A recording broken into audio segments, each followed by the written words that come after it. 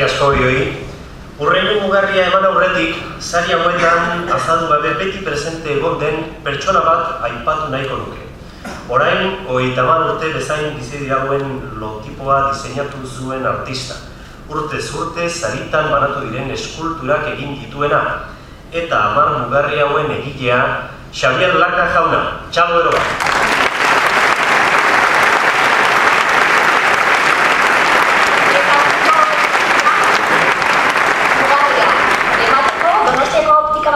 Nagusia deitu dugu, Euskarazko hedabideek inolako laguntzarik jasotzen ez zuten garaian, 1977an, babesa eskaintzeko publizitatea Euskaraz egitea erabaki zuen bere aitak, Jose Zeinkunegik.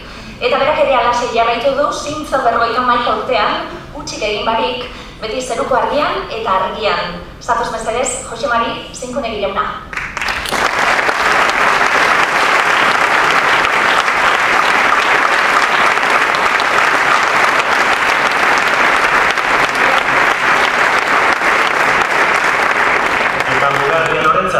Epaimaiaren esanetan, Ricardo Arregiren itzalpean, iraultza eta modernotasuna ekarri dutelako.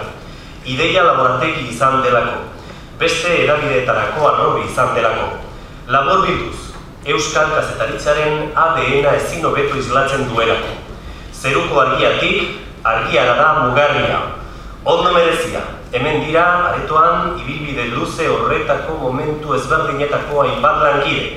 Eta zatoz oroigarria jasotzera, argiaren zuzendari Estitxu Izagirre, Josu Landa eta talde.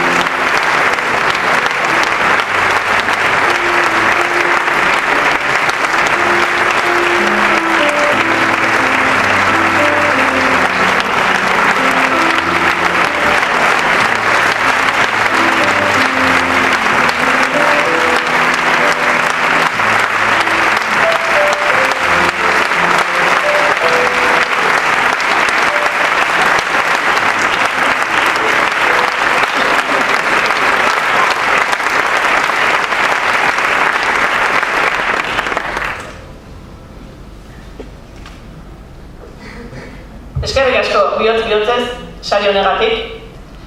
Bereziki eskaini nahi diogu, 1980an argiari eutsi eta ekin zion lehenengo lantalde horri.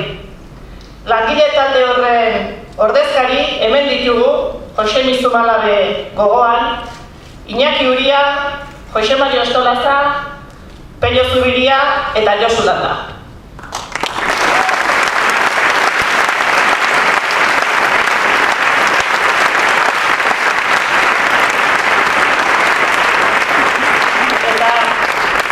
Argiako egungo lantaldearen izenean, segidan irakurriko ditudan hitzak zuentzat dira. Bere historia hazten duen herriak arrisku omen dauka iraganean egindako akatsak errepikatzeko. Hala esaten dute. Ez da hainbeste hitz egiten, ordea, historia ahazten duenak daukan beste arrisku bat ez. Iraganean asmatu zuen lekuan, orain huts egitekoa. Duela ia 4 hamarkada, gure aurretik, kazetaritza proiektu hau biziarazi zutenek asmatu zutelako, gaude gu hemen. Asmatu zutelako, esan zutenean euskal prentsak euskaraz izan behar zuela. Gure hizkuntza burujabea izango bazen eta ez besteren etxeko maizter.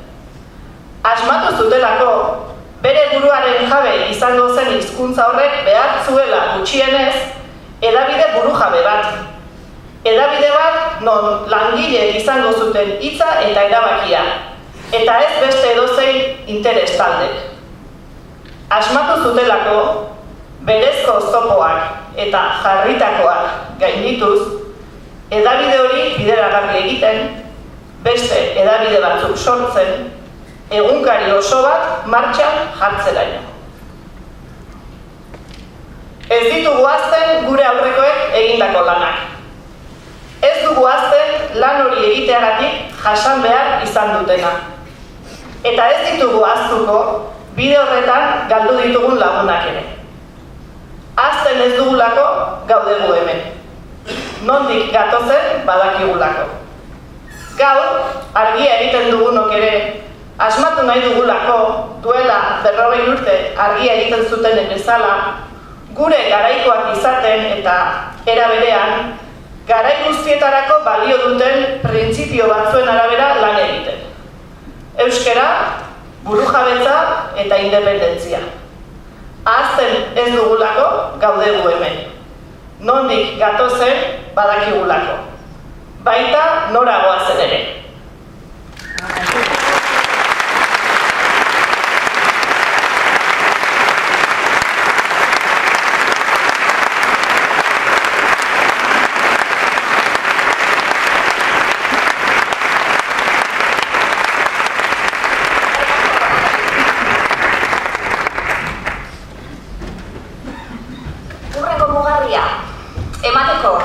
Deituko dugu, oraingo puntuarekin batera, sortu den azken toki edabidearen zuzendaria.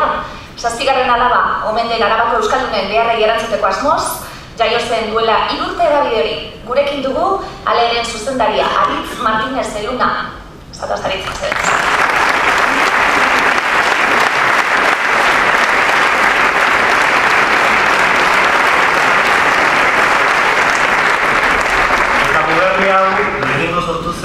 eta referentziazkoa izan zen, eta den toki edabideari ematea erabaki du epaimaiak.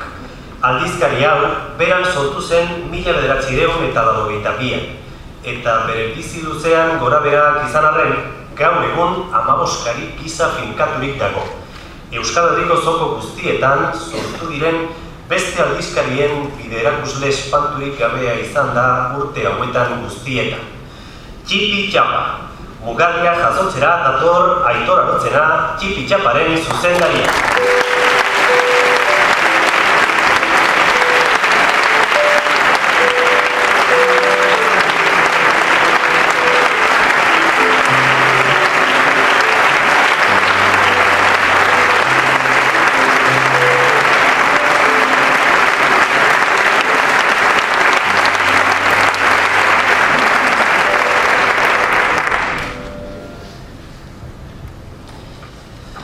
Arratsaldeon eta mila esker.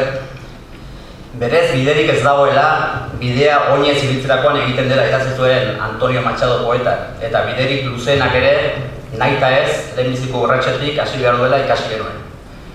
1981 Nafarroan euskarazko prentsarik existitzen ez zen eremuan, lehen urratsa eman zuen Txipi Txapak. Lehenbiziko zenbaki hartako azalerako, bota pare baten marrazkia oparitu dugun Larramendi margolari beratarrak. Eta orduz geroztik, bota jantzi eta egin dugu bidea Txipi Txapak. Marrazki, olerki eta bersoetatik Nafarroako mendialdeko eta Lapurdiko zenbait herritako albiste eta argazkietara tokiko informazio ematera pasatu ginen. Noiz behinka, altzenean argia ikustetik 15 xuxen argitaratzera pasatu zen aldizkaria. Idaz makinatik ordenagailura. Geronek errebelatu eta positibatutako txuibetzeko argazkietatik kolorekotara eta gero digitalera. Interneten edukia zintzilikatzen ere hasi ginen 1986an, duela 22 urte, eta hori egiten euskarazko lehen komunikabidea izan ginen. Orduan ere Ricardo Arregi saria jaso genuen hori aitortuz. Telebistarekin ere saiatu ginen 11 urtez. Pausoz pauso, urratsez urrats, Txipi Txapa egin dugu bidea gaur arte 38 urtez. Mila esker herritako berri maila eta laguntzaileei, babes eman diguten erakunde eta komertzioei, beraiek gabe zen posible izanen bide malkartsu honetan entzinera egitea. Eta mila esker, etorkizunan ere Txipi Txapa bidea egiten segitzeko lagun izanen dugun makil dotore eta ederra hau, Ricardo Arregi sari hau oparitzea. Mila esker.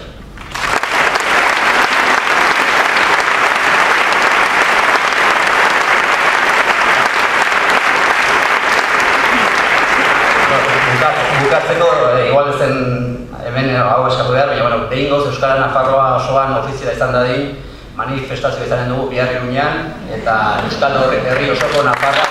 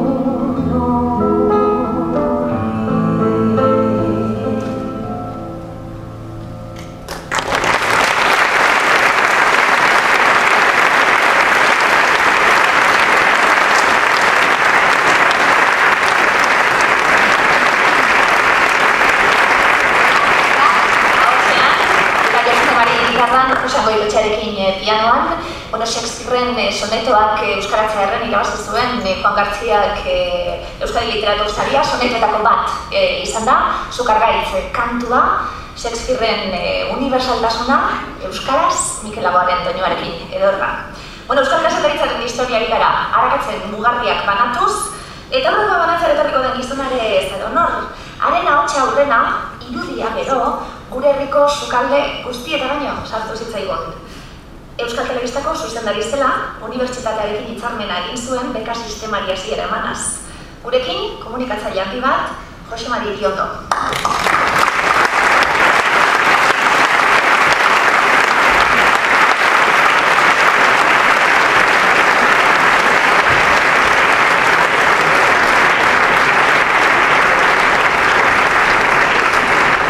Eta horreko mugarria erabakitzarakoa orduan, epaimaiak hautsi esan du. Euskal kazetari profesionalik gabe ez legoke euskarazko kazetaritza modernorik. Euskarazko kazetaritza unibertsitatean sartu zuelako, eta geroztik globalizazioaren erronkei eta euskal gizartearen komunikazioa beharri erantzuteko gai diren profesionalak prestatzen jarraitu duelako. Mugarri hau Euskal Herriko Unibertsitateko Gizarte eta Komunikazioa Zientzien Fakultatearentzat da. Oroigarria jasotzera Euskal Herriko Unibertsitateko errektorea Nekane Balluerka eta saritutako fakultateko dekanoa Simon Peña datozkigu.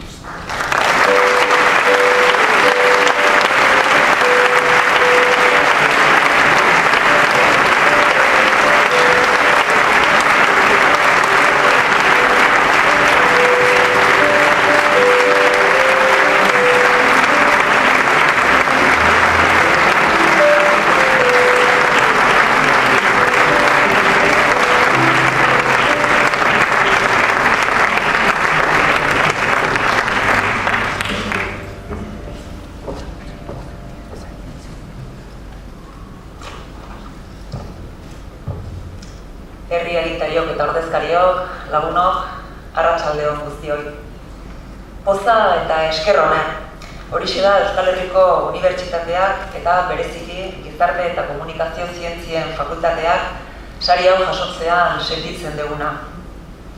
Ez dakit mende honetako euskaldunok jabetzen ote garen 20. mendearen erdialdean euskaraz idaztea zer zen. Ricardo Arregi bizi zen garaian hain zuzen ere. Euskarazko edabideak, unibertsitatean euskaraz ikasteko aukera, sasoi hartan ez zen halakorik, eta gainera egoera politiko hartan bazirudien halakorik izatea ezinezkoa izango zela. Giro ilun hartan idatzi zuen Ricardo Arregik. Jakitun zen kazetaritza euskaraz egiteak zekartzan arazo ez, eta bazekien kazetaritzaren helburua informazio argi eta zuzena ematea zela.